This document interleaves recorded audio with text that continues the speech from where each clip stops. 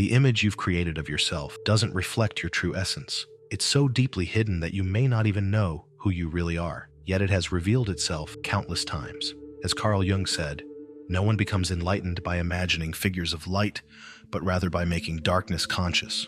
This phrase shows his idea that in order to truly become who we are, we need to be willing to look inside ourselves, explore the hidden parts of our unconscious, and bring what we discover to our awareness. What we know about ourselves is only a small part of who we really are. According to Jung, a large part of our personality is hidden. We repress many things, forget others, and there are even instincts and abilities that can remain unknown for our entire lives. But this raises a question. If these unconscious parts are hidden, isn't it because they need to stay that way? And if we try to uncover them, couldn't that harm us? Jung answers no, because the elements of our unconscious continue to influence us even when we don't realize they exist. The main difference between something that is in our consciousness and something that is in the unconscious is that we can try to control what we know, but what is hidden acts independently and can often hinder our well-being. One of the reasons for seeking to know ourselves better is that the unconscious not only holds our flaws and weaknesses, which can embarrass us or conflict with the image we have of ourselves, but it also houses many of our best qualities. This is especially important today because we often rely too much on the role we play in society, what Jung called the persona, to define who we are. The persona is like a mask we wear to face the world, a kind of armor that helps us navigate social expectations in everyday situations. It is a necessary construction, something that allows us to interact, work, make friends, and live in a community. It's like a costume we choose to play our roles in different life scenarios. However, this mask is not who we really are. It is just a representation, an adaptation to what the world expects of us. The problem begins when we confuse this mask with our true essence. When this happens, we stop being who we really are and become only what we think others want to see. Gradually, we begin to abandon important parts of our genuine self, those that don't fit in with external expectations. We start to ignore our most authentic desires, opinions, and characteristics because we are too focused on pleasing, belonging, and being accepted.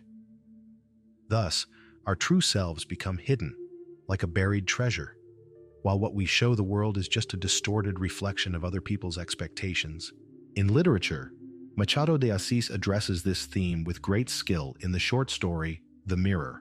He explains that each person has two souls, one that looks from the inside out and another that looks from the outside in. The outer soul can be anything that gives someone meaning or identity. It can be an object, a job, or even the opinion of other people. For example, something as simple as a shirt button can be someone's outer soul. When one of these parts is lost, the person feels that they have lost an important part of themselves, and in some cases, losing one's outer soul can make someone feel that they have lost everything they are. In the story, Jacobina, despite his feminine name, is a man. When he becomes an ensign, an old military rank, his identity becomes completely defined by this title, which becomes his outer soul. He begins to believe that he is worthless without his uniform, since all the respect he received came from his rank. This leads him to wear the uniform even when he is alone at home. His inner soul, with no strength or personality of its own, ends up being completely swallowed up by his dependence on his outer soul. This can be seen today in social media. Many people live an image of a public person with the perfect life. The impression they give is that life is a movie with all the best moments, but the reality is quite different. However, it's in this social media life that these people preach their identity, their outer soul. It's common to feel insecure or inferior when we take off the masks we wear to protect ourselves in front of others. This is because, in a world that often seems hostile, we create defenses to protect our ego, which is the center of our consciousness. We need to understand that our persona, the mask we show the world, is only part of who we are. It is essential that we have the courage to take off this social mask and see what is really behind it. A practical way to better understand our character is to observe which traits in other people arouse feelings of inferiority in us. This goes for both the qualities we admire and the weaknesses that bother us. These feelings can help us better understand our own characteristics and work on them. Our persona is formed mainly by observing and imitating other people. When we try to act like them and don't succeed, we may believe that there is something wrong with us. However, the problem is that these behaviors don't correspond to our true way of being. The feeling of low confidence arises when something is missing in us, but it also indicates that this element can be integrated if we make an effort. Whenever we feel this way, it's a sign that we need to bring to consciousness something that is hidden in the unconscious, and that it is possible to do this. Character is what differentiates us morally from others. It is unique and specific to each person. An effective way of getting to know our character is to observe not only what we say, but what we actually do. Our actions reflect who we are. Conduct is the way in which the I relates to the external world. It is through the actions that the I carries out in the world that we get to know ourselves better. Furthermore, by analyzing the effects of our actions on the world, we can identify our subjective responsibility.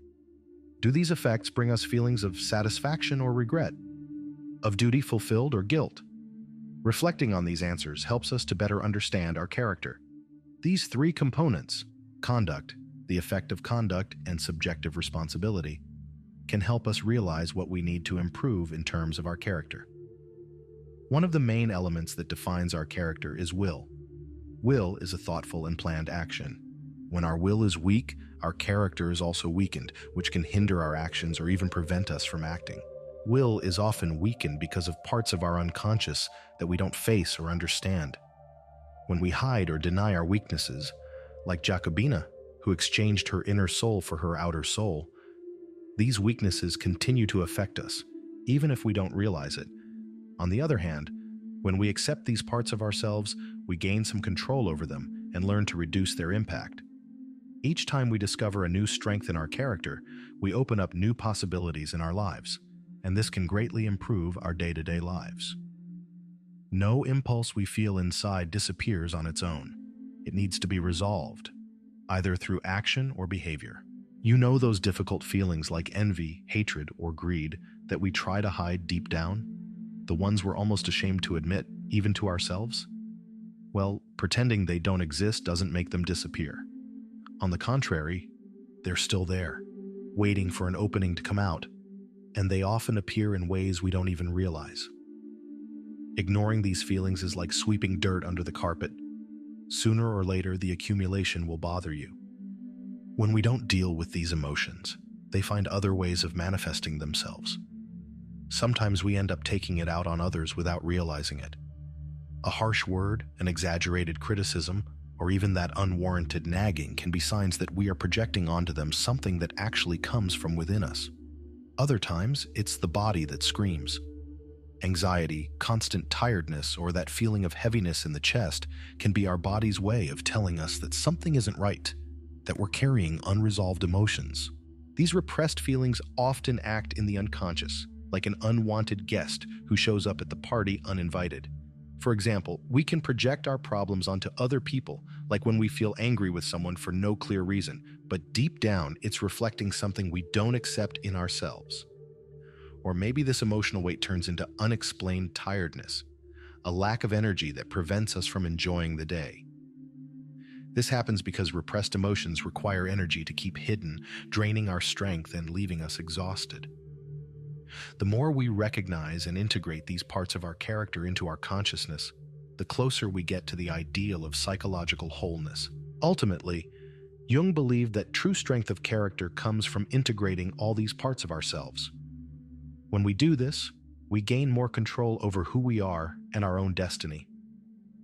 A person's unique characteristics should not be seen as something strange or unusual in essence, but as a special combination or variation of abilities and functions that, in general, are common to everyone.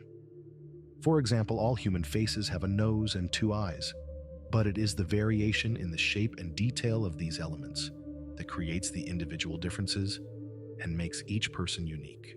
Self-realization is a process of psychological growth that develops these individual qualities. In other words, it's the path a person follows to become the unique and special individual they really are. By achieving this authenticity, we can finally be free from self-sabotage and have a unique essence in our lives. But if you haven't overcome self-sabotage, click on the video on the screen and watch it now.